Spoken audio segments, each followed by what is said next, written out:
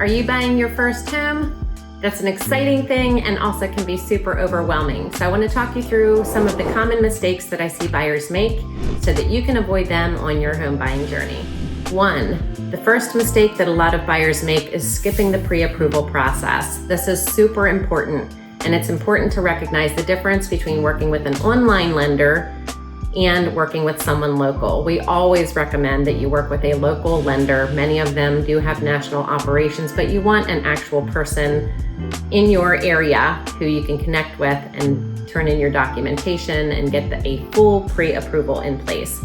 It's going to be super important that they have your W-2s. Oftentimes they need 2 years of your W-2s or your 1099s, 2 years of tax returns, 2 months of bank statements, and getting that full look at your whole financial situation as part of your pre-approval is going to be huge. The second mistake that I see buyers making after helping hundreds of buyers here in the Lancaster County and surrounding areas is focusing on the home and not the neighborhood. It's so important that you get a full picture of the property that you're looking at. What does the neighborhood look like? Are the other houses maintained? And I always recommend that you consider driving through the neighborhood at different times of the day and evening so you can get a feel for the parking and a feel for the flavor of the neighborhood. Check your commute times to work and make sure that you don't fall just in love with the house, but also the surrounding area. The third mistake that I see buyers make is making major purchases between the time that you find a home and the time that you get to closing. This can be a really big deal and can completely wreck your transaction. So whether you're looking to get engaged and purchase a big ring, whether you're looking to purchase a car to replace your existing car, any major purchases, including furniture, appliances, and all of those things, you want to be in tight communication with your lender. Make sure that you verbalize what you're trying to do so that they can let you know if it's going to be okay or if it could create issues that could allow you not to close or not to close on time. So again, make sure you avoid big major purchases during the home purchase transaction. When you're purchasing a home, the fourth mistake I often see buyers make is forgetting about the other costs of home ownership.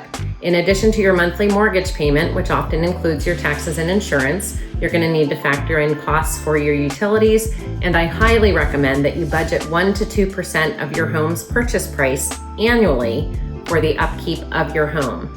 You want to make sure that you're staying on top of maintenance, taking care of all of your system mechanicals, having all of these things checked, and budgeting for that is a key factor when you're determining what price of home you can afford.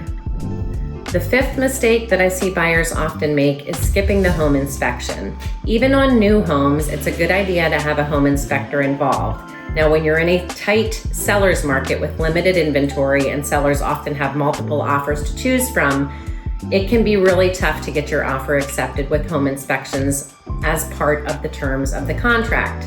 So, talk with your real estate professional about ideas that you can utilize in order to strengthen your offer, and whether you're foregoing the home inspections or want to get creative in how you structure that as part of the terms of your contract. There's things that we can do to ensure that you're looked out for, whether it's adding a home warranty, whether it's adding a home inspection just for your own informational purposes. There are different ways that we can work around this, even in a seller's market. The sixth mistake that I see buyers make is letting your emotions override your logic.